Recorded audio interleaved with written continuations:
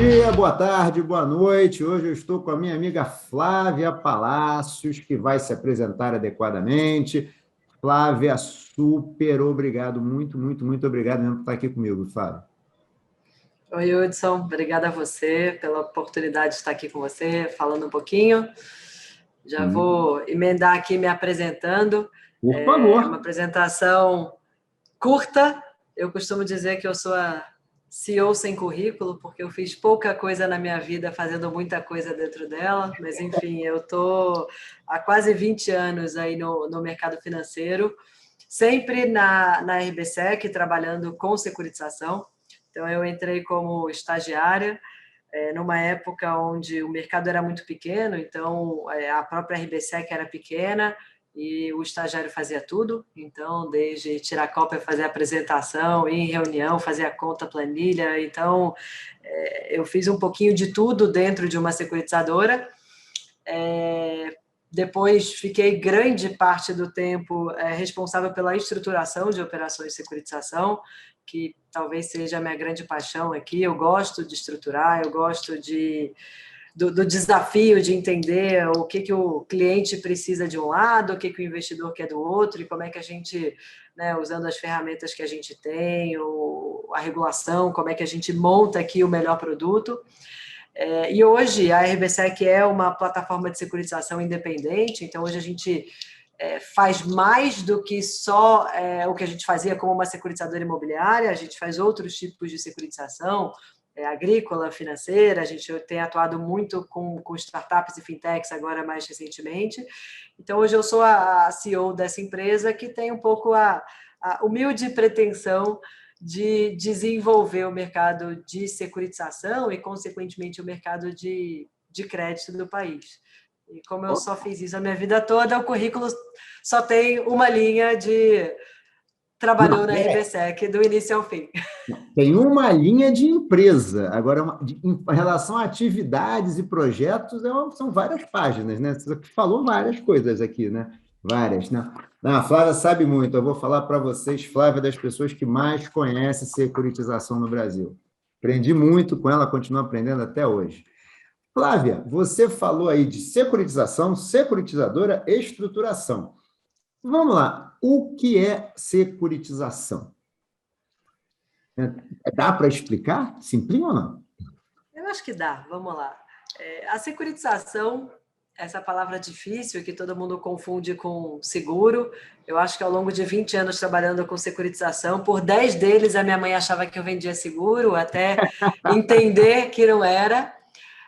Mas nada mais é do que a gente empacotar créditos ou recebíveis num título que pode ser negociado em mercado de capitais. Então, se eu for dar um exemplo, talvez do modelo de securitização mais tradicional que a gente tem, que é o imobiliário, se você pensar que um banco financia pessoas físicas na aquisição das suas casas, dos seus apartamentos, o que a gente, como securitizadora, faz é comprar créditos, pode ser um crédito, podem ser 50 mil créditos, e empacotá-los num título, de forma com que eu, securitizadora, receba todos aqueles pagamentos mensais de cada uma das pessoas físicas e eu processe esse pagamento na forma de pagamento de juros e amortização para o investidor que comprou aquele ou aqueles títulos, né? Porque muitas vezes a gente compra um pool de créditos, né? Um portfólio, como a gente costuma falar,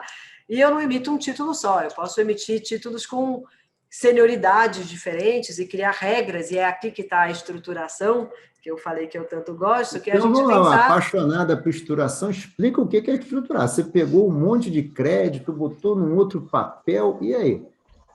Então, vamos lá. Peguei um monte de crédito. Entendi como é que eles se comportam em conjunto, né? Porque cada crédito individualmente tem as suas características, seu prazo, sua taxa, suas garantias, mas eu olho o comportamento dele em conjunto. Eu preciso entender do outro lado, né, o que o investidor quer comprar. Então, por exemplo, tem um investidor que não é muito o mais avesso a risco, aquele investidor mais conservador, que eventualmente quer comprar um título de securitização, mas ele fala, eu não quero correr risco, eu quero comprar aqui um papel que tem lá o famoso AAA, né, que tem um rating, que alguém falou que a chance de eu não receber é baixíssima. Então, eu não posso pegar todos os créditos e repassar para esse investidor. Então, a estruturação é a gente fazer a análise financeira desses créditos e pensar na hora de empacotar como é que eu crio a regra de pagamento para cada um dos títulos que eu estou emitindo, de acordo com o que cada investidor quer, em termos de risco, em termos de prazo. Então, eu posso, nesse portfólio de crédito que eu comprei, eu posso criar uma regra que eu recebo todos os pagamentos, e eu falo, olha, os primeiros 50% de dinheiro que cair na minha conta, eu vou pagar para esse primeiro título aqui. Esse aqui é o primeiro a receber. Esse é o sênior, né? Que é o que recebe primeiro. Depois, o que sobrar, eu pago para um segundo ou pago para um terceiro, e aí a gente vai criando essa escadinha, né? Essa cascata de pagamentos, onde eu vou... e aí eu consigo, na estruturação, simular. Olha, se eu tiver uma inadimplência desse jeito, como se comporta o meu título sênior? Como se comporta esse meu segundo título aqui, que é um subordinado? Como se comporta o terceiro? Então, a estruturação é a gente conseguir, de alguma forma, criar esses títulos de forma adequada ao que cada investidor está comprando, assumindo que o meu recebível, né, é aquele ali que eu estou comprando. É inevitável, Flávio. Várias aulas que eu dou vai aparecer essa pergunta. Aquele filme é A Grande Aposta. Você lembra desse filme? O Big... Estamos falando de securitização. É isso aí mesmo? Estamos falando daquele filme lá mesmo? É isso mesmo? A gente tá e não tá, Hudson? A gente tá. Enfim, ali é um filme que retrata muito bem, é um filme que eu assisto ele várias vezes e recomendo para todo mundo. Até às vezes meus estagiários, e quem chega e não sabe o que é securitização, é legal porque eles se empolgam, né? Acham que vão viver aquilo ali, aquela mesa, aquela agitação. Não é bem assim, mas aquilo ali é o mercado americano de securitização. Então, vale falar aqui que é um mercado extremamente mais desenvolvido do que o mercado brasileiro. Então, toda aquela liquidez, aquela compra e venda rápida, etc. Enfim, tudo ali acontece muito rápido. A gente não tem, o nosso mercado há 20 anos atrás, talvez. Mas a gente ali está retratando um pouco do mercado de securitização americano, que é um mercado gigante. E quando eu falo que a gente tem a pretensão de desenvolver o mercado brasileiro, eu estou mirando deles. Enfim, acho que talvez mais uns anos a gente chega lá. Não na crise, espero eu. Não, vamos chegar, vamos chegar. Como assim? Espera aí. E o papel da securitizadora? Porque você tem a RBSEC é uma securitizadora, né? Alguém vai comprar um título, aí assim, qual é o papel da securitizadora? Olhar para a securitizadora, se me oferecer. A gente vai falar daqui a pouquinho dos papéis, mas vamos me oferecer um título securitizado. Faz sentido eu olhar para a securitizadora? Quem é que está emitindo isso? Quem faz essa securitização? Por que é importante o papel da securitizadora?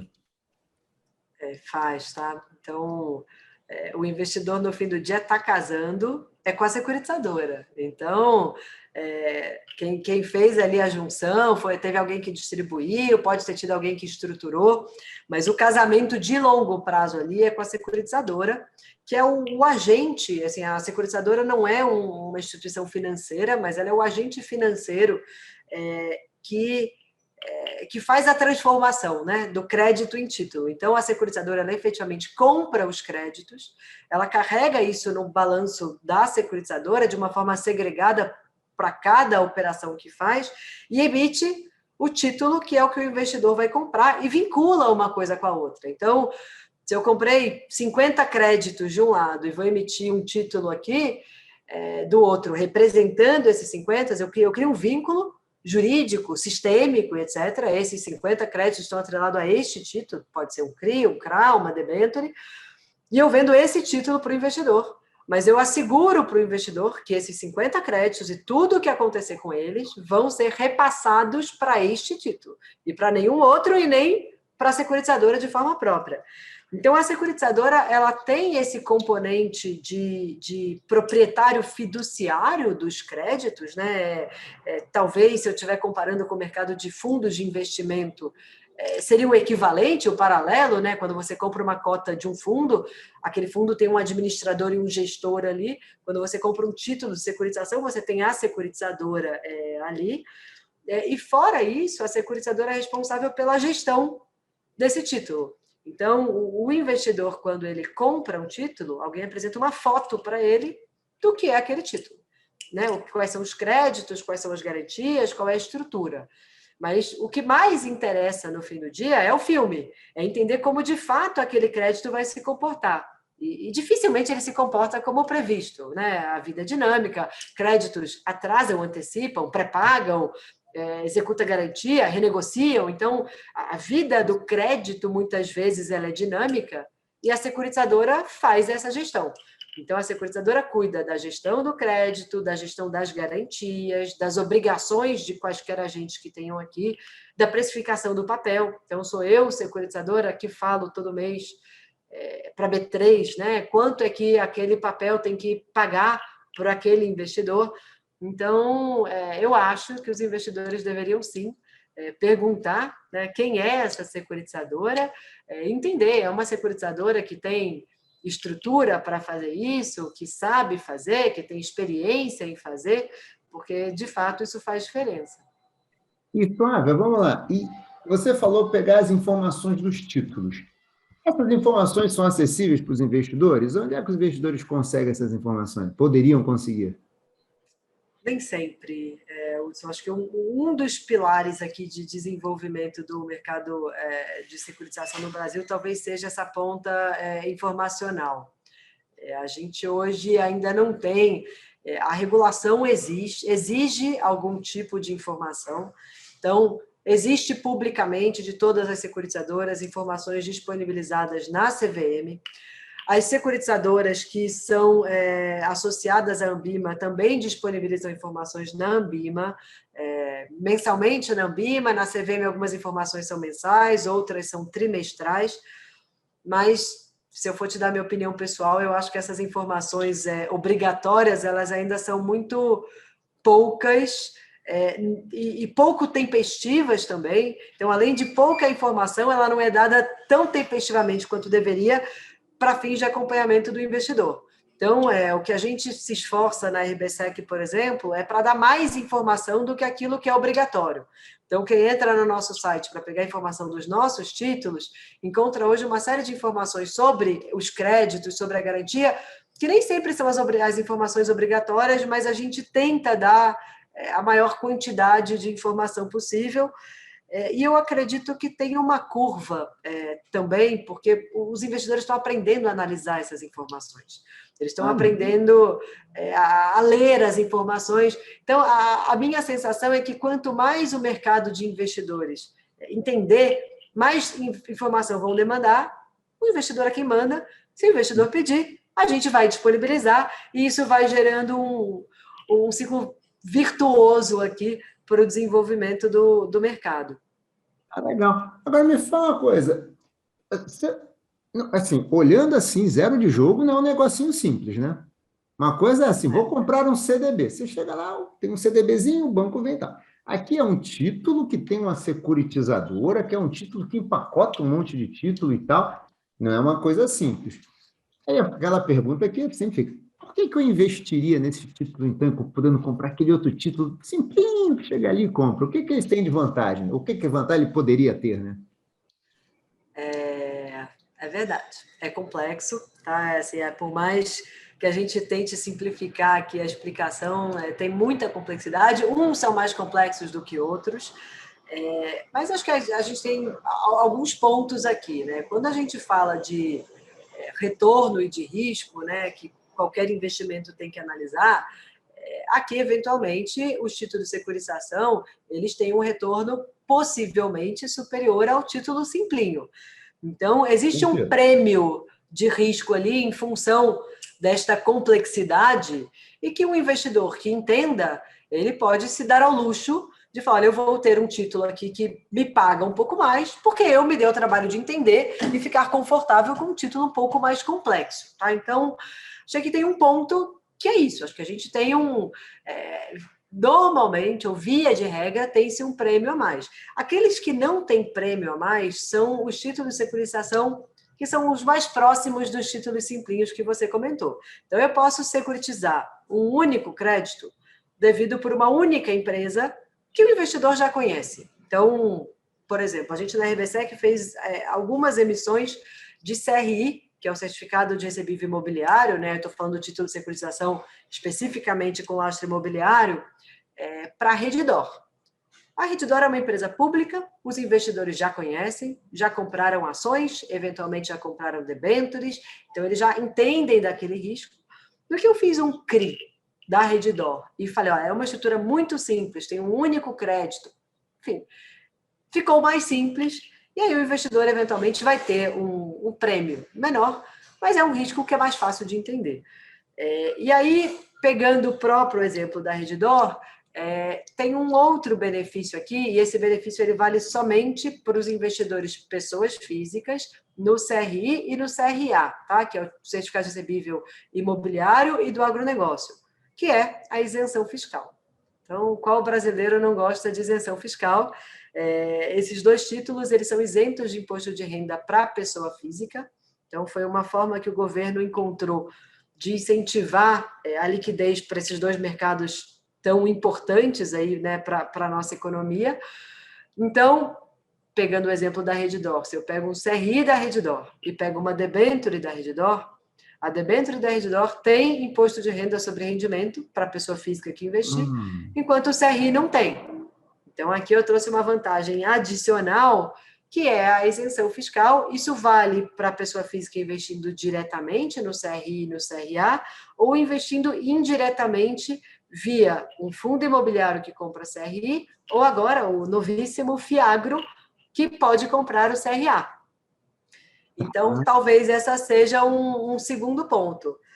E aí, talvez eu ousaria colocar aqui um terceiro, que é um componente de diversificação, né? Quando a gente fala do título simples, do CDB, por exemplo, ele é um título fácil de entender, ele tem um risco, que é o risco do banco, mas está concentrado no risco.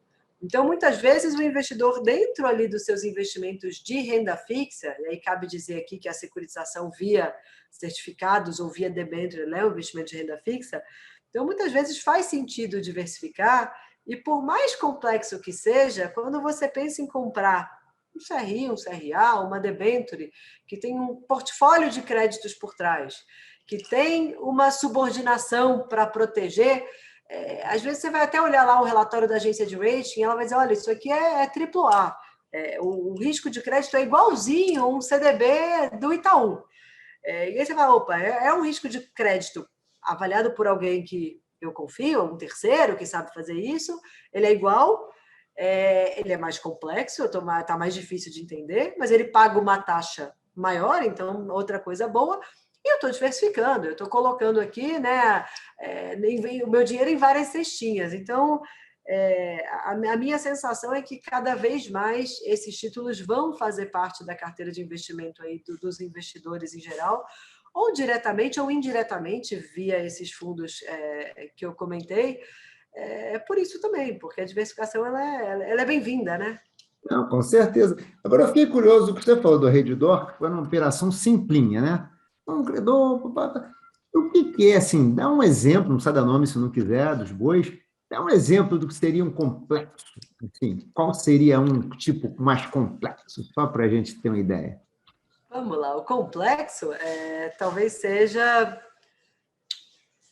Eu vou te dar um exemplo que a gente tem feito bastante agora dentro do imobiliário, tá? A gente está fazendo muito financiamento em corporação imobiliária, captando recursos via securitização. Então, enfim, do lado da sua casa, provavelmente estão construindo um prédio, como do lado da minha, como em qualquer lugar que você olha aqui em São Paulo. Está saindo prédio, está brotando prédio do chão, não sei, acho que não teve... Está brotando prédio. E parte da culpa disso, né, ou do mérito disso, é que o mercado de capitais está cada vez mais ajudando a financiar esse mundo imobiliário, que por muito tempo foi muito restrito ao mercado bancário, né, os bancos financiando isso. E como é que a gente faz isso? Então, uma incorporadora fala, estou lançando aqui uma incorporação aqui em Moema, do lado da casa da Flávia, e eu quero um financiamento. Eu posso ir no banco, na Caixa Econômica, pegar o financiamento, ou eu posso fazer isso via securitização. Aí eu vou lá da RBSEC e falo para ela, vamos fazer via securitização? Eu vou te dar um financiamento para você construir seu prédio. mas eu não quero ser o risco de crédito, ser o incorporadora, porque não é isso que eu quero vender, e muitas vezes o preço que eu vou dar desse crédito não é o que a incorporadora quer. Eu falo, eu quero o empreendimento em garantia. E aí, o que é o empreendimento? O empreendimento é os apartamentos que ele vai construir, os recebíveis de venda o dia que ele vender. E aí fala, tá bom. Então, assim, o que vai repagar o meu título é o dinheiro que esse empreendimento gerar. O empreendimento gera dinheiro vendendo apartamento. Sim. Agora, por que é complexo? Quais são os riscos que eu tenho aqui? Eu tenho o risco da obra, ele ainda vai construir, ele tem o terreno, ele tem a licença de construção, licença ambiental, ele tem tudo, já até começou a construir, eu já vejo lá tijolinho subindo, né, tudo bonitinho, mas eu tenho o risco dele conseguir construir, do tempo que ele vai construir, dele vender, né, e do valor pelo qual ele vai vender, da velocidade que ele vai vender, das condições que ele vai vender. Então, aparece aqui um estudo bonito, né? Assim, olha, eu tenho 50 apartamentos, eu vou vender cada um por R$500 mil, pagos em 10 anos, dessa forma, eu acho que eu vou vender muito rápido, em 3 meses eu vendo tudo. Aí, bem, a gente aqui olha aquilo, a gente estressa aquele modelo, eu falo, opa, a minha experiência diz que esse prazo está muito apertado, vamos considerar que você pode atrasar um pouco, esse preço pode ser que você não consiga vender por 500, você tem que dar um desconto e vender por 450, pode ser que você não venda em 3 meses, pode ser que você demore 1 ano para vender tudo. Então, a gente vai lá, estressa aquelas premissas e, com base nisso, eu modelo uma operação de securitização em que o investidor que comprou vai estar financiando aquela obra e sendo repago com o que aquela obra gerar, mas eu, securitizadora, vou estar aqui acompanhando como está a obra, como está as vendas, como está o preço de venda, o pagamento. É você, a securitizadora, que vai lá e vê o andamento da obra. Ah, está atrasado, não está. O preço do material está maior do que o estimado. É vocês? Vocês fazem isso? A gente tem uma série de parceiros que fazem esse trabalho, tá? Até porque aí vamos convencionar aqui que é importante ter especialização. Então, a gente tem aqui parceiros de empresas de engenharia que olham isso e a gente acompanha isso periodicamente por relatório, relatório fotográfico, etc. Mas a gente, na ponta final, então eu tenho uma série de parceiros aqui, eu tenho que monitorar a parte de engenharia, eu tenho que monitorar a parte de concessão e aprovação de crédito para venda, eu tenho que acompanhar o pagamento, né, dos recebíveis, e eu aqui junto todas essas informações, compilo, analiso, eu tenho um time de gestores que olham aquilo ali e estudam e criticam, enfim, quando é perto até vão, tá? É muito comum a gente ter gestor nosso que fala, olha, eu vi aqui um relatório de acompanhamento daquela obra, falou que já andou 70%, eu passei lá na frente para ver e, de fato, está subindo, já está assim, já está assado. Então, assim, a gente tem aqui os gestores das operações que acompanham, mas a gente tem na ponta um prestador de serviço especializado para cada etapa dessa de monitoramento. Mas, certamente, essa é uma operação complexa. Essa é uma operação mega complexa, Fábio. Nossa, esse é um negócio assim, tudo futuro. Vai vendo, vai ficar... O futuro tem que ver, coisas do futuro. O prédio vai ficar pronto ou não vai no prazo, vai ser vendido ou não, vai ser vendido no preço ou não, o cara que vai comprar vai pagar ou não. Tem muita especialização aí nesse negócio, tem muita especialização. E aí, até pegando o gancho já agora aqui, esse título aí é o CRI, então. O CRI é isso. Esse título é o CRI. Ele pode ser o CRI simplinho, da Redditor, ou pode ser esse CRI complexo de uma incorporação. Tá. Então, por exemplo, uma das coisas assim, hoje em dia está mais fácil, né? Antigamente era difícil. Assim, até acho que uns 10 anos atrás, alguém falar assim, tem uma oferta de CRI. Não, era difícil, né? Você não via... não tinha plataforma, também era muito diferente há 10 anos atrás. Hoje em dia está mais comum, mas a gente consegue já ver aí, tem a CRI sendo vendida na plataforma A, B ou C, tal, tal, tal, tal.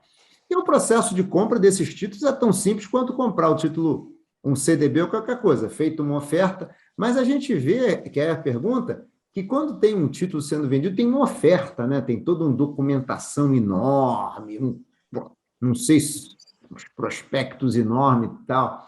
Para que serve tudo isso? Para que tanta informação? Porque volto de novo ao mesmo exemplo, né? Eu vou comprar um título simplinho, um CDB. Ninguém me dá um papel. Ninguém me dá. Pum, você põe o dinheiro e compra. Agora, se eu for comprar o CRI da Flávia, provavelmente vai ter um calhamaço de informações. E aí, eu tenho que ler tudo isso mesmo? Para que serve esse monte de informação?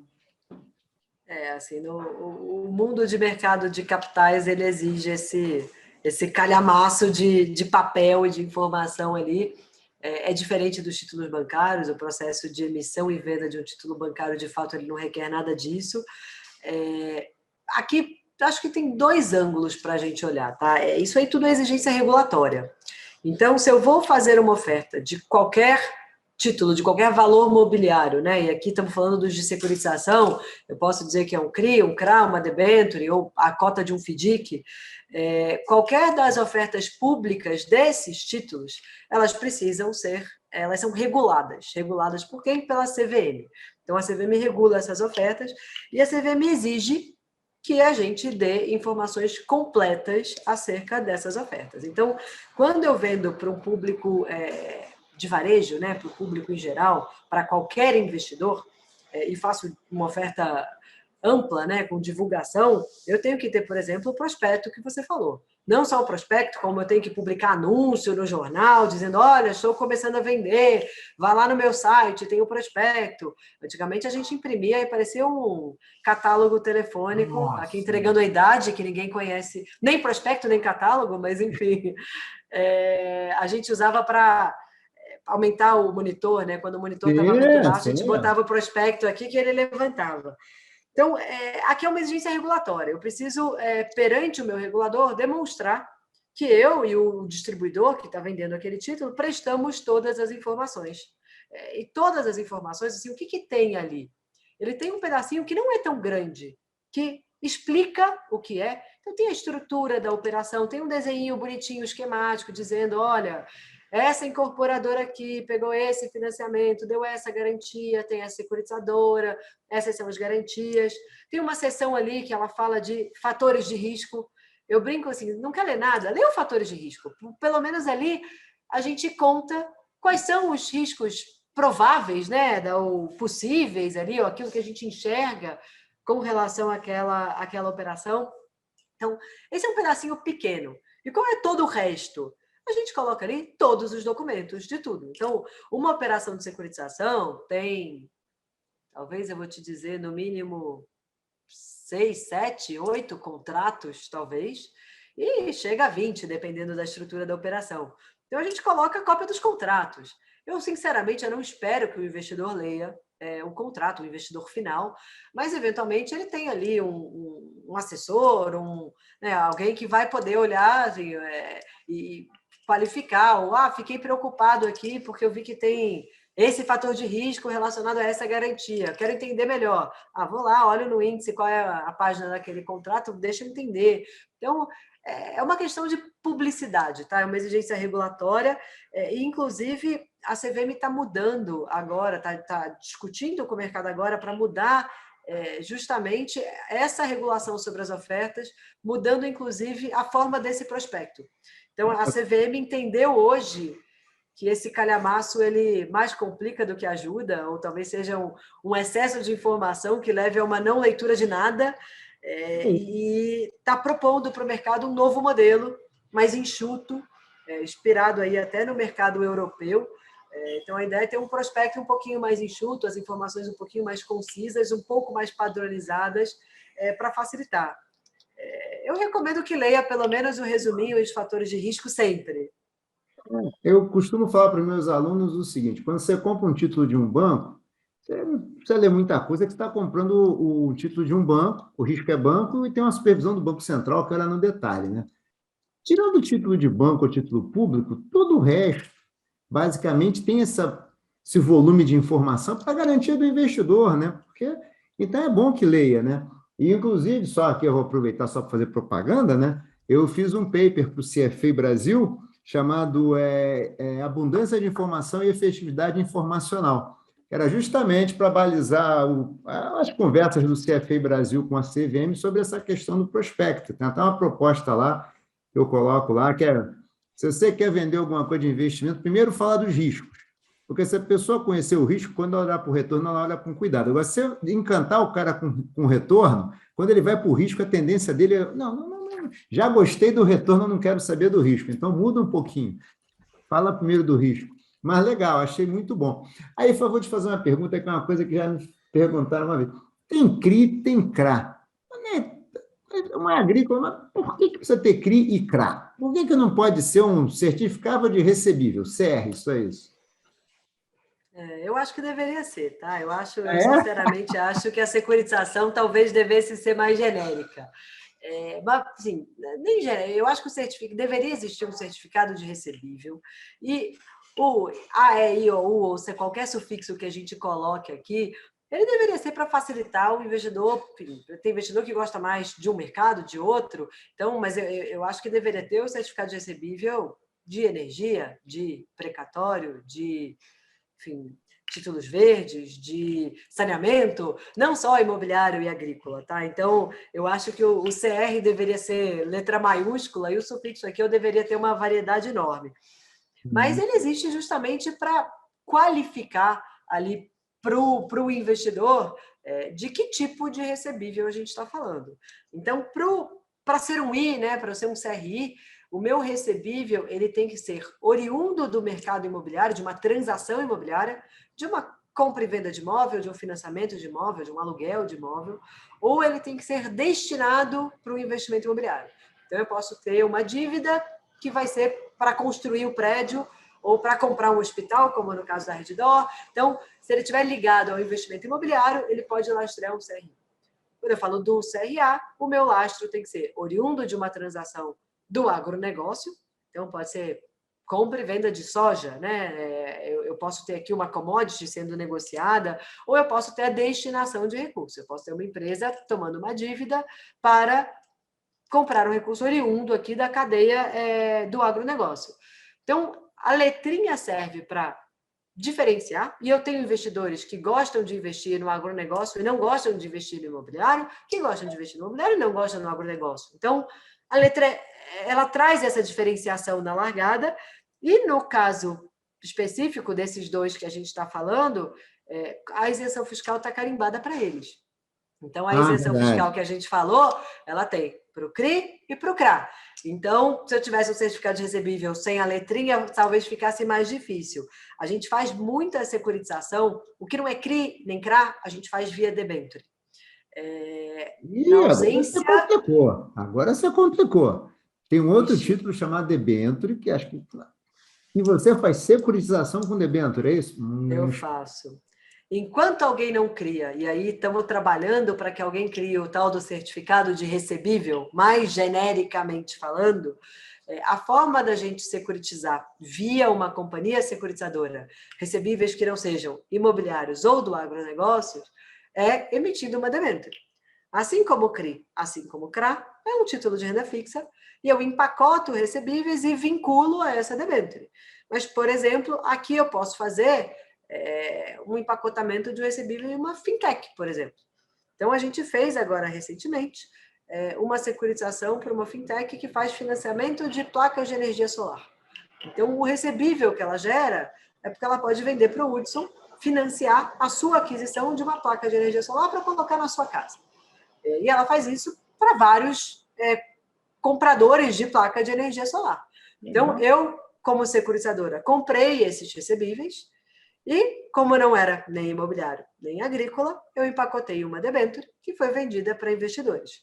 Então, aqui é a securitização sem o sufixo, sem a letrinha, mas que, enfim, eu espero que em breve a gente tenha, e a ideia é que seja um projeto de lei para trazer essa letrinha, né, o certificado de recebível de qualquer coisa, né, de qualquer recebível.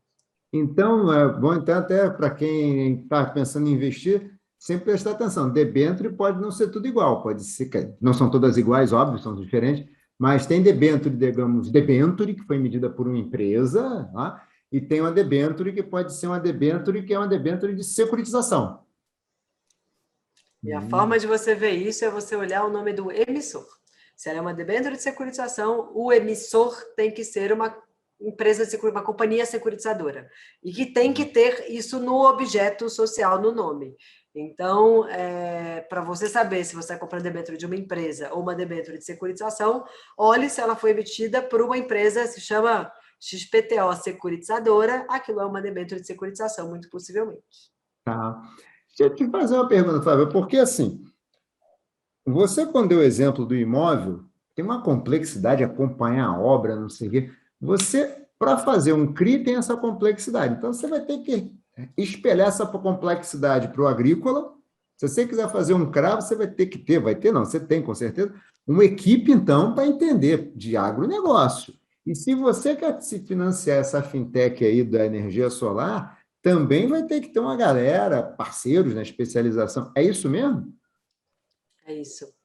A gente tem hoje uma equipe de gestão, e dentro, essa equipe é tocada, tem um gestor da equipe como um todo, que é um sócio nosso, que é o Thiago Silveira, e embaixo dele ele tem uma série de gestores que cuidam de carteiras temáticas.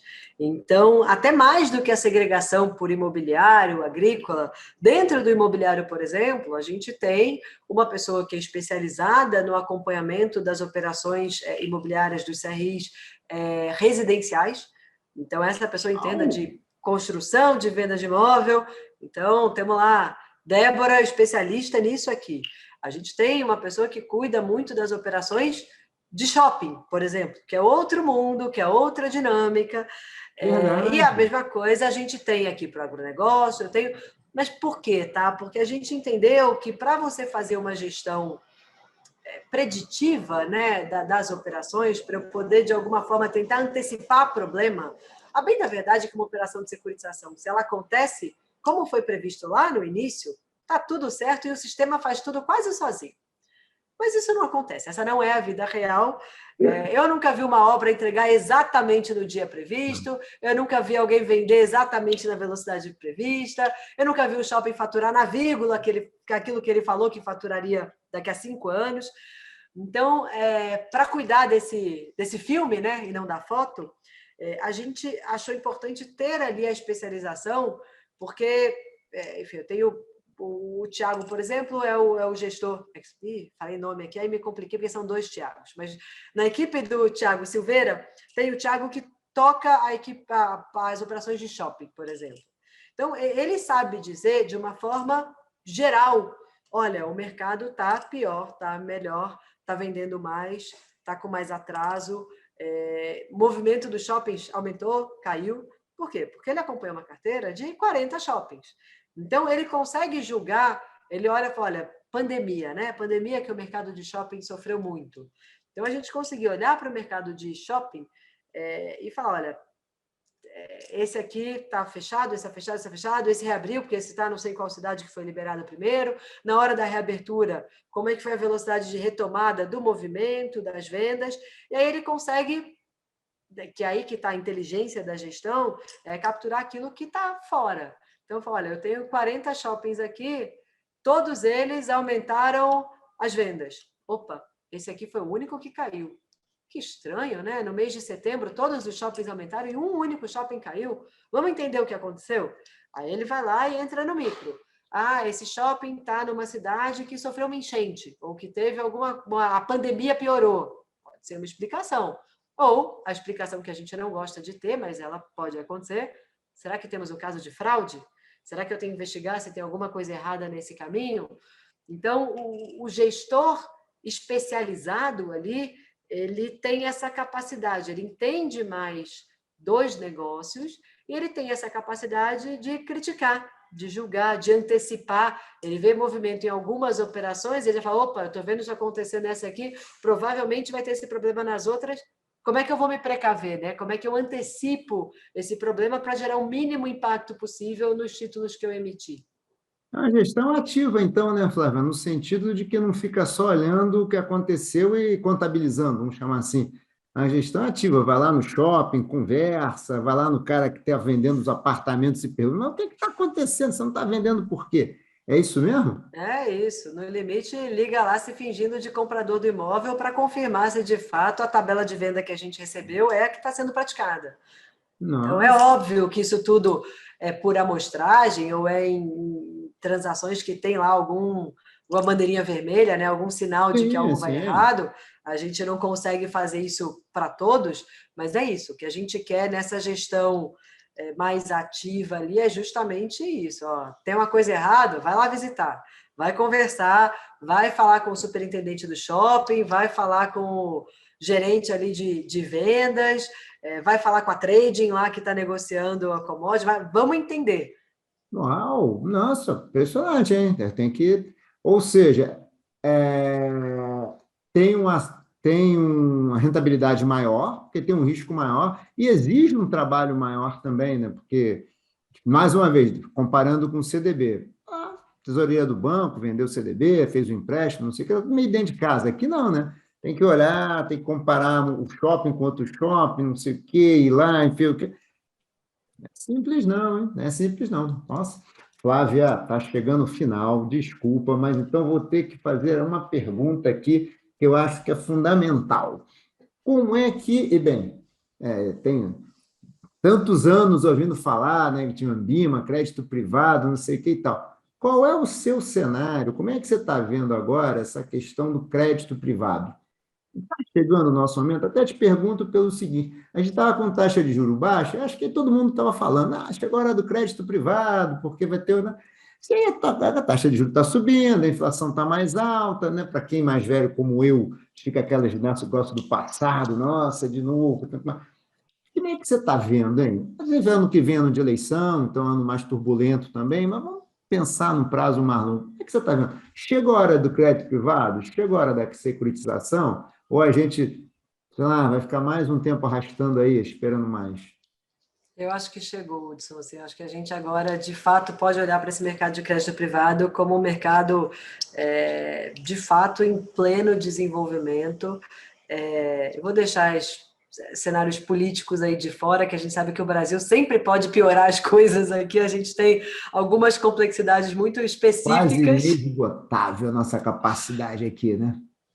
Mas, tirando isso, a gente está no trilho, né? Acho que o Brasil hoje tem uma inflação controlada, né? Você falou da idade, eu também entrego a idade.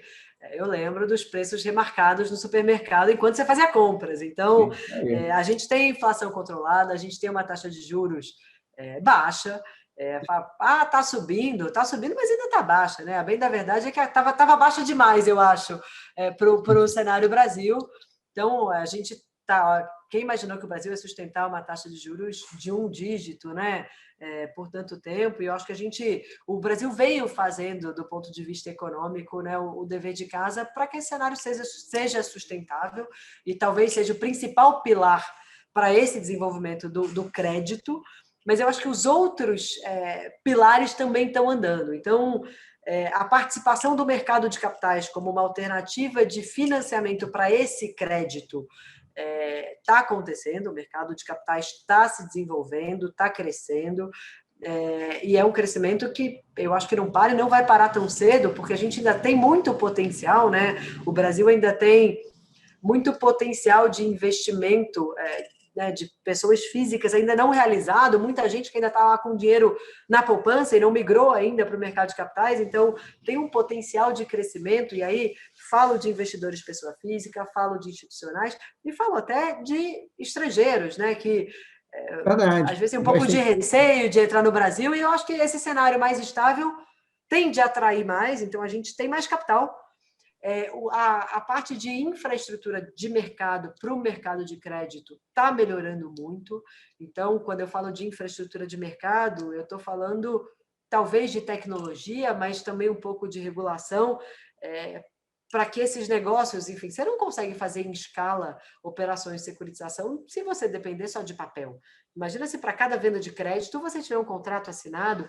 Então, a gente hoje já tem plataformas eletrônicas negociando créditos, né? A gente já tem ali os créditos de cartão de crédito, por exemplo, sendo todos registrados em plataformas eletrônicas e negociados por ali, os créditos de financiamento automobilísticos. Então, a gente já está melhorando essa infraestrutura que permite com que as operações de crédito tenham uma certa esteira entre a originação e a captação de recursos mais rápida, o que é muito importante para aumento da velocidade da concessão de crédito.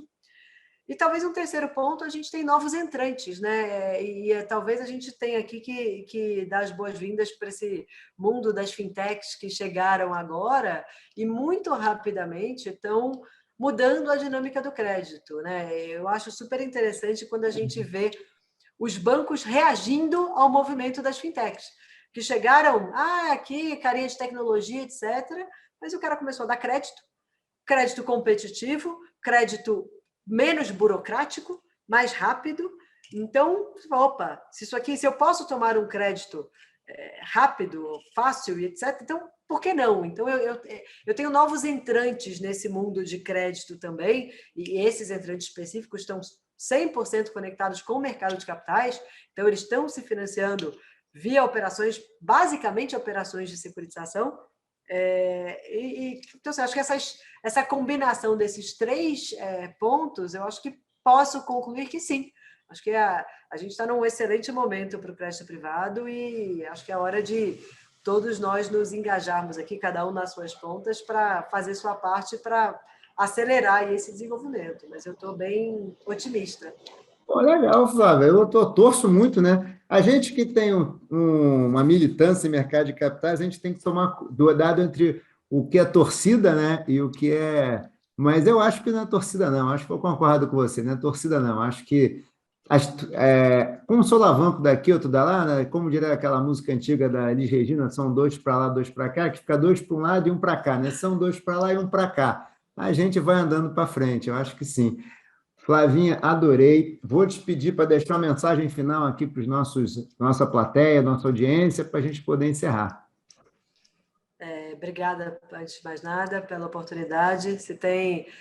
Eu não estou só na torcida, eu estou tentando, Flávia e eu, RBSEC, aqui fazer a minha parte para o desenvolvimento desse mercado, e uma das coisas que eu tenho o maior prazer de fazer é ajudar aí na disseminação do conhecimento sobre esse assunto. Eu acho que é um pedaço importante, né, dessa cadeia de desenvolvimento. Acho que quanto mais as pessoas, os investidores conhecerem, mais eles vão ter confiança no produto, e isso é o que gira a roda aqui.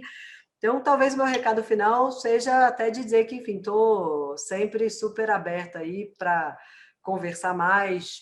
Podemos voltar aqui, falar aí com o teu público e ajudar aí nesse processo tão importante que você faz aí de educação e conscientização financeira.